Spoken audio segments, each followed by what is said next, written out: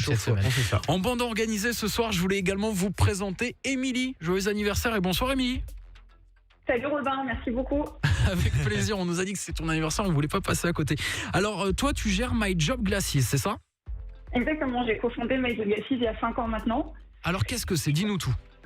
Alors en fait, on s'est donné une mission, c'est permettre l'épanouissement professionnel de tous les jeunes. Et on s'est rendu compte que pour être épanoui, il fallait d'abord être bien orienté. Et donc du coup, on connecte les jeunes âgés de 15 à 30 ans avec un réseau de 52 000 professionnels de tout métier, tout secteur d'activité. Et le but, c'est des échanges d'1 heure où le jeune va pouvoir poser toutes les questions qu'il a pour découvrir un métier, son quotidien et pouvoir vraiment se projeter. Alors ça nous parle à tous forcément, l'orientation. Mehdi, ça te parle, t'as un fils qui est au collège, ça va arriver très très vite, de plus en plus tôt. Maintenant, on demande l'orientation. Et vous, en gros, vous permettez aux jeunes de pouvoir rentrer en contact avec des professionnels pour vraiment savoir si c'est là-dedans qu'ils veulent s'engager, pour pas faire, entre guillemets, il n'y a pas vraiment de fausse route, mais pour pas perdre, entre guillemets, un petit peu de temps ou quoi, et aller vraiment vers ce qui nous intéresse. Exactement. En fait, derrière un métier, il y a toujours ce qu'on a dans la tête, mais on ne connaît pas réellement la réalité. Donc, aller rencontrer un professionnel qui va te parler de ce qu'il fait au quotidien, de ce qu'il aime dans son job, de ce qui est plus difficile, ça te permet de te projeter et de te dire « ouais, j'ai envie », et puis même de découvrir des métiers dont tu n'avais jamais entendu parler et qui potentiellement peuvent être ta voie et être ta vocation. Surtout qu'en ce moment, avec tout ce qui est couvre-feu, on ne peut pas rassembler du monde, il n'y a plus de salons étudiants, donc ça, c'est super. Et c'est gratuit, c'est partout en France. C'est partout en France, même un petit peu à l'international. On a 130 pays qui sont représentés. Et en effet, c'est gratuit pour tous les jeunes de 15 à 30 ans, quelle que soit la situation des jeunes, qu'ils soient au lycée, qu'ils soient en études supérieures, qu'ils soient sans emploi ou déjà en poste mais pas super contents de ce qu'ils font. Ils viennent sur la plateforme et ils trouvent des professionnels qui viennent spécialement sur la plateforme pour ça et qui dédient du temps pour échanger avec les jeunes, pour leur partager leur quotidien et leur donner plein de belles idées. Par exemple, ce soir, on a Maxime qui est avec nous au standard. Maxime, tu es étudiant et tu as profité, tu as utilisé cette plateforme My Job Glacis, c'est ça? Salut Maxime. Oui, bonsoir la team, bonsoir Salut. à tous. Oui, j'ai profité depuis le mois de septembre de cette plateforme qui a fait un partenariat avec notre école, donc l'INSEC Business School à Bordeaux. J'ai fait plus de 30 rencontres avec des professionnels qui m'ont apporté énormément. Et notamment en termes humains, qui m'ont permis de développer déjà mon aisance à l'oral. J'ai posé les bonnes questions, j'ai pu avoir beaucoup d'opportunités. Et il faut savoir que quand on veut, on peut.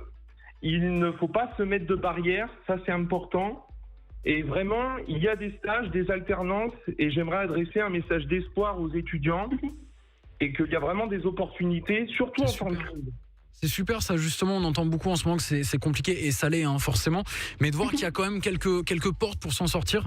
Et Émilie fait partie des actrices qui permettent aux jeunes entre eux, on a dit 15 et 30 ans, de s'orienter, de se réorienter, de tester avant de s'engager dans quelque chose et s'apercevoir quelques mois plus tard que c'est un peu compliqué. Jeanne. Moi, je voudrais poser la question à Émilie. Émilie, quelle a été ta motivation pour créer cette plateforme ? En fait, ce qui nous a motivés au départ, donc moi je suis un peu plus vieille, j'avais 10 ans d'expérience professionnelle au moment où on s'est lancé. Oui. Et en fait, tous nos amis qui avaient comme nous 10 ans d'expérience professionnelle et qui avaient tout pour être heureux sur le papier, nous disaient toujours quelque chose, c'est qu'est-ce qu'on regrette les choix qu'on a fait quand on était sur les bancs d'école. Des faux choix d'ailleurs. Et donc du coup, on s'est dit que si on n'avait pas la solution magique pour aider nos amis maintenant, il fallait déjà commencer par aider les nouvelles générations à faire en sorte qu'elles soient jamais dans la même situation que nos amis dans le vivant. Donc c'était ça notre obsession, c'était de se dire on va arrêter, on va casser la chaîne, puisqu'on connaît tous, même chez nos parents, voire nos grands-parents, des personnes qui n'étaient pas heureuses dans leur poste, donc ça existe depuis toujours. Il faut arrêter ça, et c'est avec la nouvelle génération qu'on commence, en facilitant les échanges et surtout avec une idée d'égalité des chances. Le réseau, c'est pas réservé qu'à certains. Aujourd'hui, il y a 52 000 professionnels qui s'engagent pour aider tous les jeunes. Et c'est ça le message d'espoir qu'on veut faire passer. D'accord. C'est un super beau message, c'est cool de voir, moi c'est ça, dans Bande Organisée qu'on fera tous les soirs à peu près sur là, c'est montrer la France qui se bouge, la France qui crée, la France qui innove aussi pour les jeunes, qui sont l'avenir de demain, on le répétera jamais assez. Merci beaucoup Émilie, merci Maxime d'avoir été avec nous ce soir sur Virgin Radio. Bon courage Maxime pour la suite. Merci, et puis j'aimerais aussi parler en 5 secondes d'une initiative qui s'appelle Les Sherpas, qui donne aussi beaucoup de conseils pour les jeunes, notamment sur leur CV, sur leurs études supérieures, et que j'invite à aller voir. Et bonne soirée à tous, et si on veut, on peut.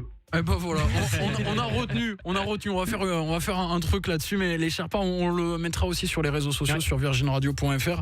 Bonne soirée à toi aussi, Émilie. C'est vrai que l'orientation, c'est pas quelque chose de simple quand on a, rappelez-vous, quand on avait 15 ans, c'est pas, il y en a qui ont la chance de savoir exactement ce qu'ils veulent faire. J'avais ce cas-là, moi je savais que je voulais faire de la radio, je suis content d'être là, mais c'est pas le cas pour tout le monde, Gaëtan. Ouais, c'est pareil, en 3e, on te foutait la pression, en fin d'année, il fallait voir l'orientation, la conseillère d'orientation. Non, la dame du CDI ou la conseillère d'orientation. Exactement. Et elle te posait des questions, qu'est-ce que tu veux faire dans la vie, machin, elle te foutait la pression et elle t'orientait sur des trucs que tu voulais pas forcément faire.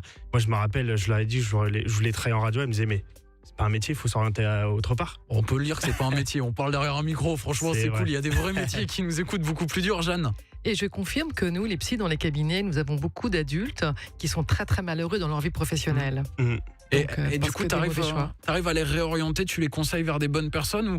Parce que c'est assez dur quand tu commences à construire une carrière professionnelle, t'as beau réussir, mais te dire, je suis pas heureux, c'est dur de se lancer, de faire le pas, se dire, ok, je plaque tout demain, je vais faire complètement autre chose. Très souvent, ça arrive à 40 ans, effectivement, où la personne réalise qu'elle n'est pas du tout heureuse dans sa vie professionnelle, qu'elle a fait des choix un petit peu pour faire plaisir à ses parents, ou parce qu'elle ne savait pas trop quoi faire d'ailleurs. Et puis finalement, à 40 ans, on sait ce qu'on ne veut plus. Donc, on commence à savoir ce que l'on veut vraiment. Et là, ça demande effectivement... alors, c'est courageux parce il faut reprendre des études, une formation, il faut tout abandonner. Mais c'est mieux que d'être malheureux tous les matins en allant travailler quand même. Sûr. Mais après, il faut aussi avoir les moyens de le faire. Et c'est un équilibre à trouver. Faut être bien accompagné aussi, je pense. Et ce que propose Émilie, qu'on a eu à l'instant de My Job Glasses.